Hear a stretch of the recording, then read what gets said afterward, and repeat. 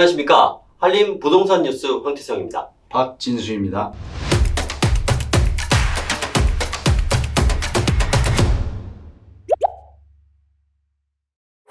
정부가 추진하는 건축법 시행령 중 물류창고 지하층 용적률 산입에 대한 발의가 있었습니다. 오늘은 그 내용 알아보도록 하겠습니다.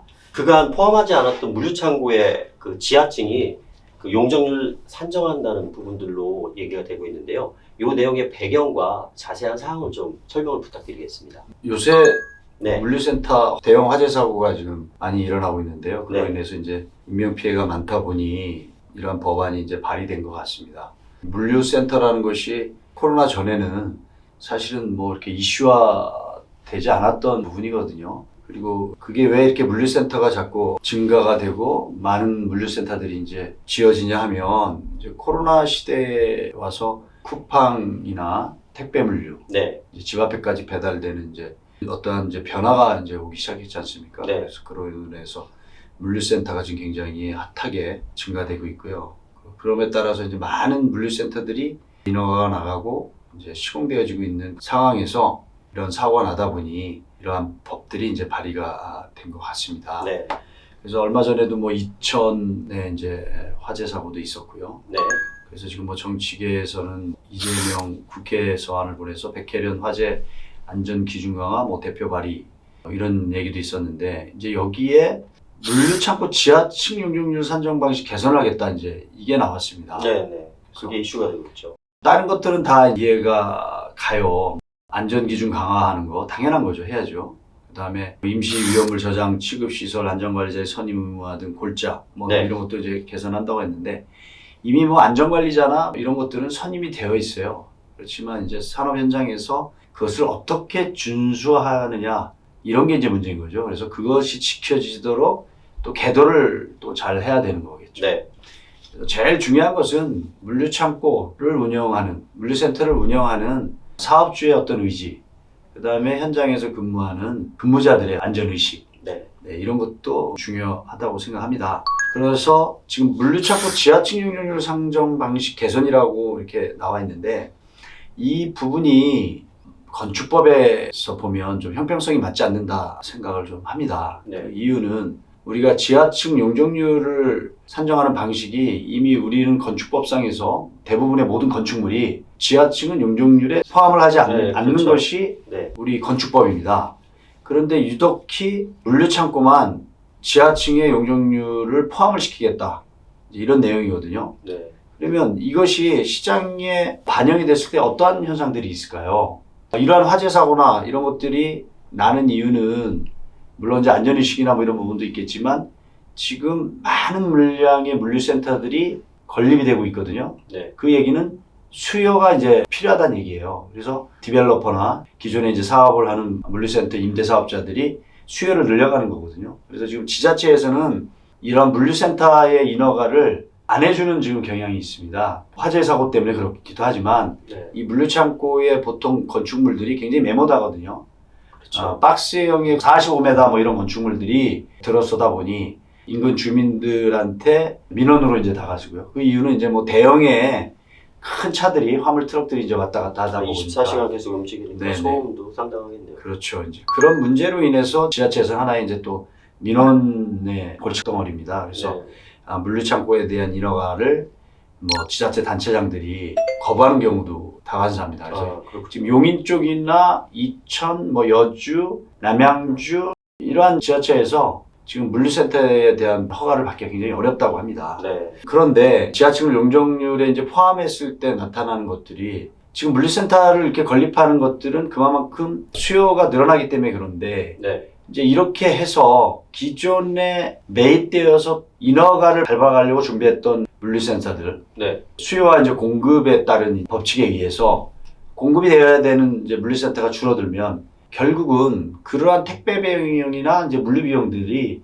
소비자한테 전담이 될 거라고 판단이 되어집니다. 그 이유는 당연하지 않겠습니까? 물류센터의 효율적인 기능을 발휘하기 위해서는 일정 면적의 공간이 필요한데 네. 그렇죠. 이제 이것을 줄이겠다는 얘기예요. 그런데 이제 줄어들면 사업성이 그만큼 떨어진다는 얘기고 네.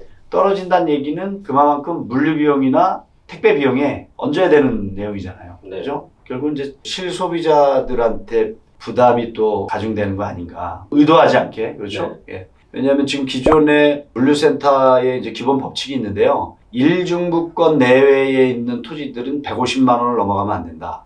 2중부권 경계로에서 토지 매입비는 70만 원에서 100만 원 사이, 100만 원을 넘어가면 안 된다. 네. 이제 이런 법칙이 있습니다. 그거는 이제 교통거리에 따라서 이제 물류 비용이 이제 정해지기 때문에 그렇죠. 네. 그래서 물류센터를 건립하기 위해서 토지를 매입한 기존 사업자들은 굉장히 지금 곤혹스러운 거예요. 이 법이 만약에 통과가 되면 면적을 못 찾는 경우거든요. 네. 한번 우리가 면적이 어느 정도 차이가 나는지 거예요? 예를 들어서 한번 설명을 좀 드려보겠습니다. 네. 이게 대지 면적이 이제 3만 회배의 토지에 네. 기존의 이제 좌측을 보시면 용적률 100%짜리의 토지인데요. 그러면 3만 회배의 토지니까 3만 회배가 지상층이 지을 수 있는 연면적이거든요. 네. 그렇게 되면은 지하에 지금 B 안에 15,000회배의 건축물을 건설을 한다 예상을 했을 때 현재 전체 45,000회배가 건립이 되잖아요. 아, 그러네요. 15,000. 그러나 지하철. 이제 지금 네, 이 법이 지하. 통과가 되면 변경 후에 요 세 번째 그림을 보시게 되면 네. 현재 1층, 2층, 3층 지상층이 3만 회배죠. 네. 이렇게 표시되어 있는 B안의 15,000회배는 건립을 할 수가 없는 겁니다. 아, 그렇군요. 네. 왜 그러냐?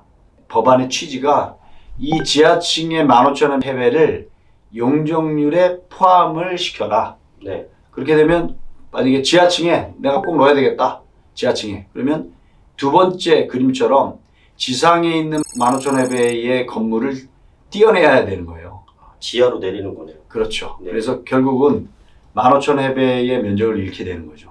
그렇죠. 자, 그렇게 되면 물류센터의 기능은 보관을 통해서 가정에 택배로 나가기 전까지의 제품들의 네. 인입, 출입 요것을 이제 관장하는 데잖아요. 그래서 네. 인건비를 줄이기 위해서 첨단 자동화 물류. 그래서 들어오고 나가는 과정에서 최소한의 인건비, 최소한의 인원으로 운영을 하고 있는 실태이죠. 왜냐하면 인건비가 워낙 이제 비싸졌잖아요. 네. 그래서 얼마 전에도 우리 연예인 프로그램에 보면 북한 체험에 물류센터에서 물류를 분류하는 그 직업으로 이제 나오기도 했었는데요.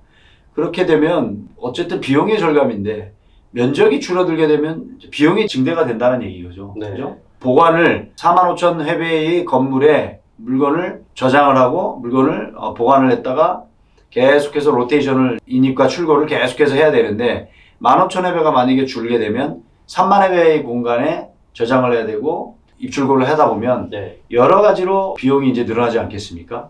모든 것이 비용이기 때문에 그렇죠. 그래서 적정한 물량, 내가 하고자 하는 면적을 찾고자 지하층을 만들었었던 건데 이제 선택의 폭이 없어졌다. 무조건 건폐율 100%에 맞춰서 3만 회배의 공간만을 이용해야 된다. 이제 곧 그것이 비용의 증대. 그 이유는 물류센터에는 상온 창고와 저온 저장고가 있습니다. 일반적인 제품들을 보관하는 상온 창고, 그러니까 창고의 기능. 네. 우리가 흔히 얘기하는 이제 창고죠. 그 다음에 저온 저장고, 냉동 창고, 저온의 이제 기능을 담당하는 이제 저온 저장고 창고가 있고요. 근데 이 두 가지를 요새는 이제 믹스를 해요. 보통 뭐 7대3, 6대4, 5대5. 많게는 순수하게 이제 냉동 창고로만 이제 운영되는 게 있는데 네. 이것이 기능에 따라서 임대 비용이 이제 틀립니다. 우리가 말하는 이제 상온의 창고의 기능을 하는 것은 평당 한 25,000원. 관례적으로 25,000원 정도 받고요. 그 다음에 저온은 5만 원 정도, 평당 5만 원 정도를 받습니다. 그래서 정해져 있는 면적에 이걸 역산을 하게 되면 토지비와 건축공사비가 적정한 공사비가 나오는 거죠. 그것을 오버를 하면 사업이 안 되는 거예요. 왜? 물류를 저장하는 보관 비용이 상온에서는 25,000원, 저온에서는 5만 원 네. 정해져 있기 때문에 그렇죠. 수도권하고 인접해 있는 정도에 따라서 좀 더 받을 수는 있겠죠. 그렇지만 보통의 경우가 이러한 이제 공식들이 있어서 지금 이 면적이 만약에 없어진다. 지하층의 면적이 없어진다. 그러면 건축비를 통해서 보관료를 받아야 되는 이런 공식들이 있는데 이게 이제 언밸런스해지는 거예요. 그렇겠네요. 그죠? 네. 그래서 땅을 사서 내가 일정 면적을 지어야 되는데 그 면적이 안 나와. 그렇게 되면 임대료를 더 받아야 되는데 임대료는 이미 시장에 정해져 있고 네. 그러면 결국은 사업을 하지 못하는 그러한 현상이 벌어지는 거죠. 그렇게 되면 도미노처럼 번져나가네요. 그러면 이제 기존에 이제 토지를 매입하신 분들은 이 법이 통과가 되면 굉장히 어려운 어렵겠습니다. 그래서 물류센터가 건립이 줄어들면 수요는 지금 굉장히 많이 요구되는데 공급이 적어지는 거니까 예를 들자면 주택의 공급이 줄어드니까 어떻게 됐죠? 주택 가격이 상승했죠. 그렇죠. 그럼 물류센터의 집값 공급이 줄어들면 물류 비용이 올라가겠죠. 그죠? 네. 여기도 역시 마찬가지로 적용이 되네요. 네네. 참고해서. 그래서 오늘 지하철 용적률이 포함이 됐을 때 벌어지는 현상에 대해서 오늘 한번 얘기를 나눠봤습니다.